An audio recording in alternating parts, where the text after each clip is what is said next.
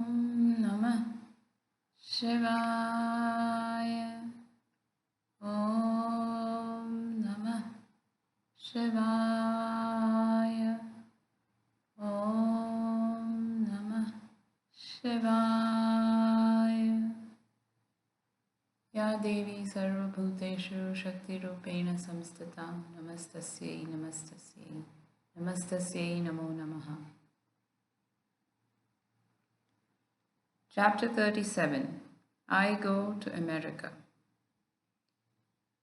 America? Surely these people are Americans. This was my thought as a panoramic view of Western faces passed before my inward view. Immersed in meditation, I was sitting behind some dusty boxes in the storeroom of the Ranchi school. A private spot was difficult to find during those busy years with the youngsters. The vision continued, a vast multitude gazing at me intently, swept actor-like across the stage of consciousness. The storeroom door opened. As usual, one of the young lads had discovered my hiding place. "Come here, Bimal," I cried gaily. "I have news for you. The Lord is calling me to America." "To America?" The boy echoed my words in a tone that I had implied that I was going to the moon. "Yes, I am going forth to discover America, like Columbus.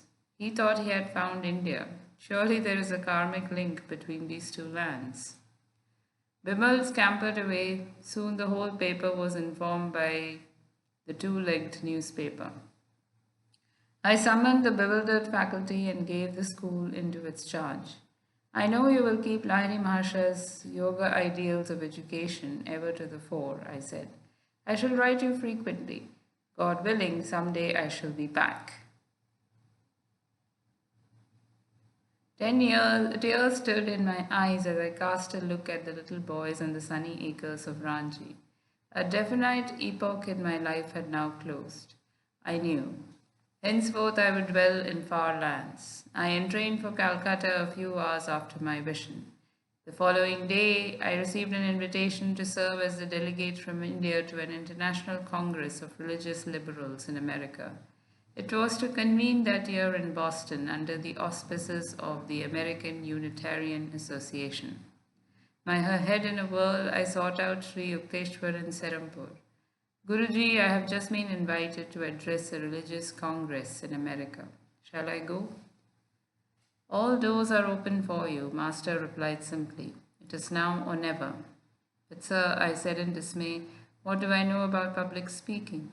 Seldom have I given a lecture, and never in English." "English or no English, your words on yoga shall be heard in the West."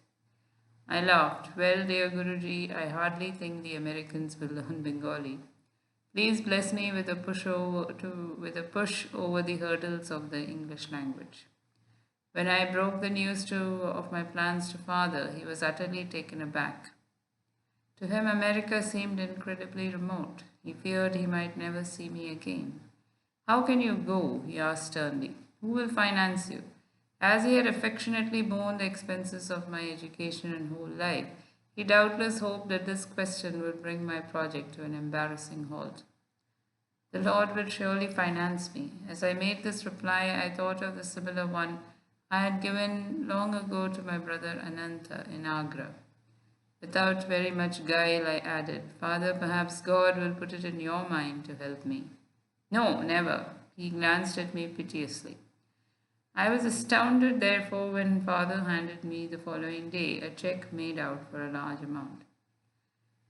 "I give you this," he said, "not in my capacity as a father, but as a faithful disciple of Lahiri Maharshi. Go then to that far western land.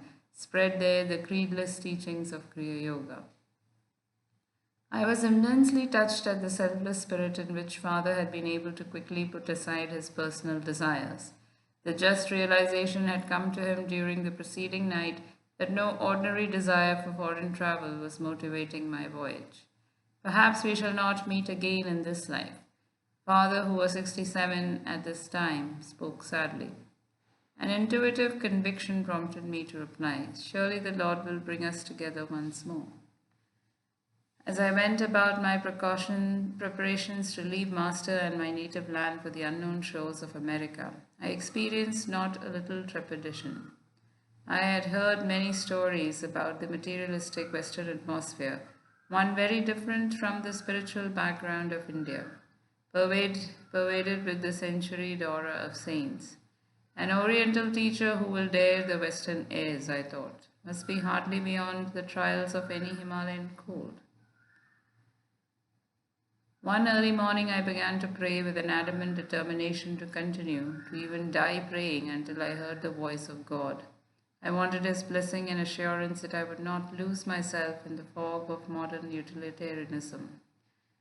My heart was set to go to America, but even more strongly was it resolved to hear the solace of divine permission. I prayed and prayed, muffling my sobs. No answer came. My silent petition increased in excruciating crescendo until at noon I had reached its zenith. My brain could no longer withstand the pressure of my agony. If I cried once more with an increased depth of my inner passion, I felt as though my brain would split. At that moment there came a knock outside the vestibule adjoining the Gurpar Road room in which I was sitting. Opening the door, I saw a young man in the scanty garb of a renunciate. He came in, closed the door behind him, and refusing my request to sit down, indicated with a gesture that he wished to talk to me while standing. He must be Babaji, I thought, dazed, because the man before me had the features of a young Lahiri Mahashaya. He answered my thought. Yes, I am Babaji. He spoke melodiously in Hindi. Our Heavenly Father has heard your prayer. He commands me to tell you, follow the behest of your Guru and go to America. Fear not, you will be protected. After a vibrant pause, Babaji addressed me again. You are the one I have chosen to spread the message of Kriya Yoga in the West. Long ago, I met your Guru Yukteswar at a Kumbh Mela. I told him that I would send you to him for training. I was speechless. I choked with devotional awe at his presence and deeply touched to hear from his own lips that he had guided me to Sri Yukteswar. I lay prostrate before the deathless Guru. He graciously lifted me from the floor, telling me many times about my life. He then gave me some personal instruction and uttered a few secret prophecies. Kriya Yoga, the scientific technique of God realization, he finally said with solemnity, will ultimately spread in all lands and aid in harmonizing the nations through man's personal transcendental perception of the infinite Father. With a gaze of majestic power, the Master electrified me by a glimpse of his cosmic consciousness. In a short while, he started toward the door. Do not try to follow me, he said. You will not be able to do so. Please, Babaji, don't go away, I cried repeatedly. Take me with you. Looking back, he replied, not now, some other time. Overcome by emotion, I disregarded his warning. As I tried to pursue him, I discovered that my feet were firmly rooted to the floor. From the door, Babaji gave me a last affectionate glance. He raised his hand by way of benediction and walked away, my eyes fixed on him longingly. After a few minutes, my feet were free. I sat down and went into deep meditation, unceasingly thanking God not only for answering my prayer, but also for blessing me by a meeting with Babaji. My whole body seemed sanctified through the touch of the ancient, ever-youthful Master. Long had it been my burning desire to behold him. Until now, I have never recounted to anyone this story of my meeting with Babaji. Holding it as the most sacred of my human experience, I have hidden it in my heart. But the thought occurred to me that the readers of this autobiography may be more inclined to believe in the reality of the secluded Babaji and his world interests if I relate that I saw him with my own eyes. I have helped an artist to draw a true picture of the great Yogi Christ of modern India. It appears in this book. The eve of my departure for the United States found me in Sri Yukteswar's holy presence. Forget that you were born a Hindu and don't be an American. Take the best of them both. Master said in his calm way of wisdom, be your true self, a child of God. Seek and incorporate into your being the best qualities of all your brothers. scattered over the earth in various races. Then he blessed me. All those who come to you with faith seeking God will be helped. As you look at them, the spiritual current emanating from your eyes will enter into their brains and change their material habits, making them more God conscious. He went on, your lot to attract sincere souls is very good. Everywhere you go even in the wilderness, you will find friends. Both of his blessings have been amply demonstrated. I came alone to America into a wilderness without a single friend. But there I found thousands ready to receive the time-tested soul teachings. I left India in August 1920 on the city of Sparta, the first passenger boat, sailing for America after the close of World War I. I had been able to book passage only after the removal, in many ways miraculous, of many red tape difficulties concerned with the granting of my passport. During the 2 months voyage, a fellow passenger found out that I was the Indian delegate to the Boston Congress. Swami Yogananda, he said, with the first of many quaint pronunciations by which I was later to hear my name spoken by the Americans. Please favor the passengers with a lecture next Thursday night. I think we would all benefit by talk on the battle of life and how to fight it.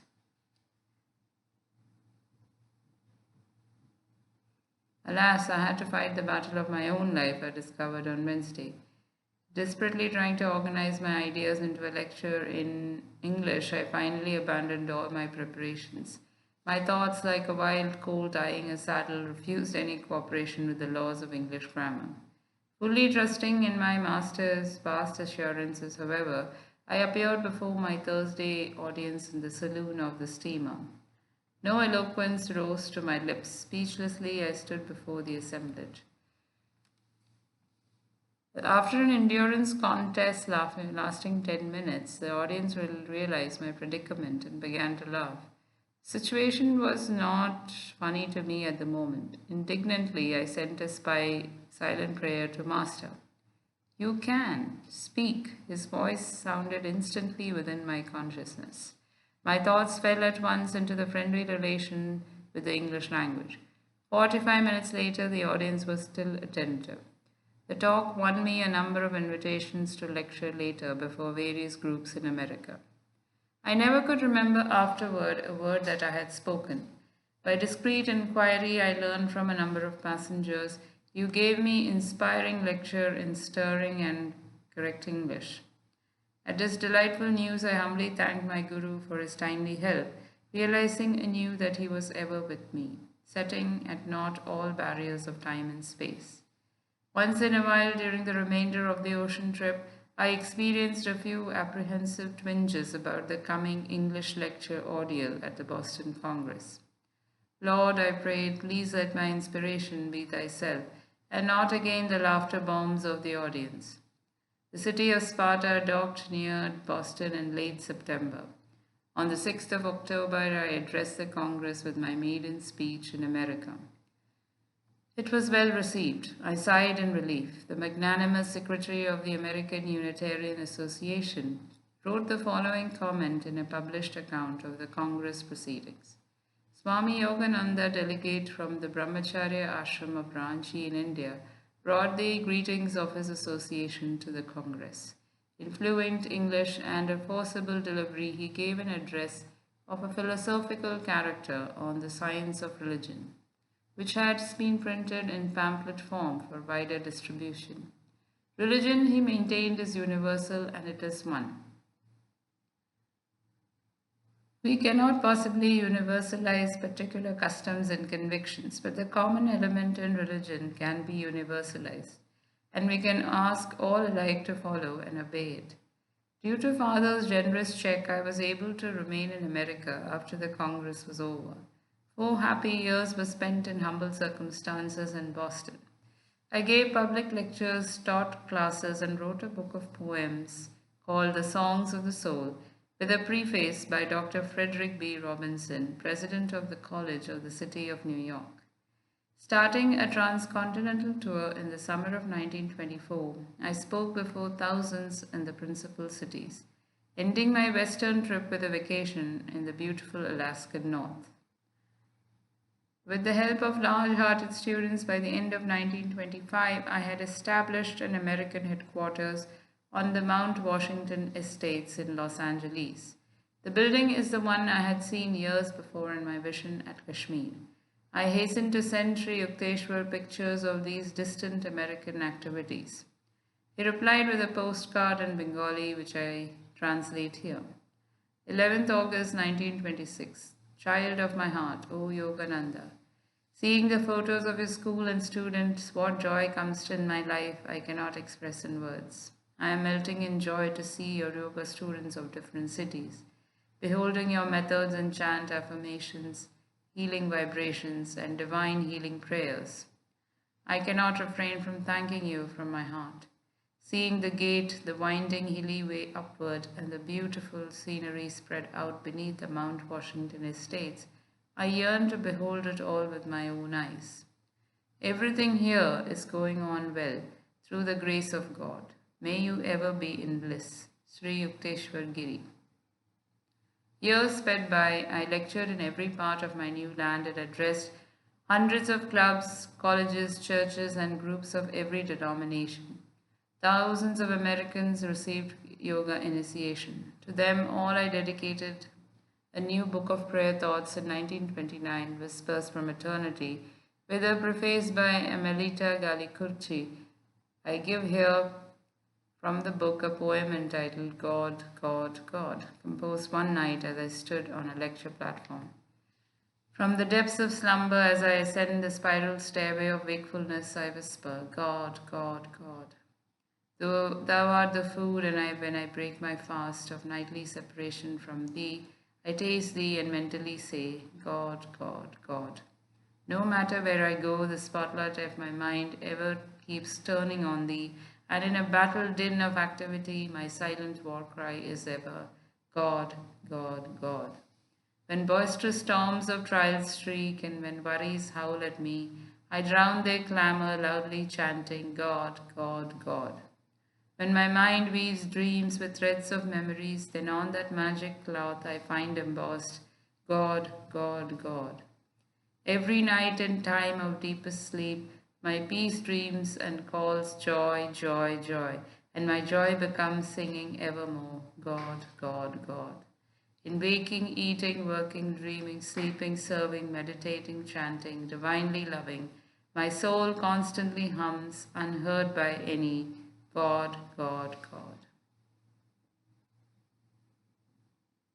Sometimes, unusually on the first of the month when the bills rolled in for the upkeep of Mount Washington and other self-realization fellowship centers, I thought longingly of the simple peace of India.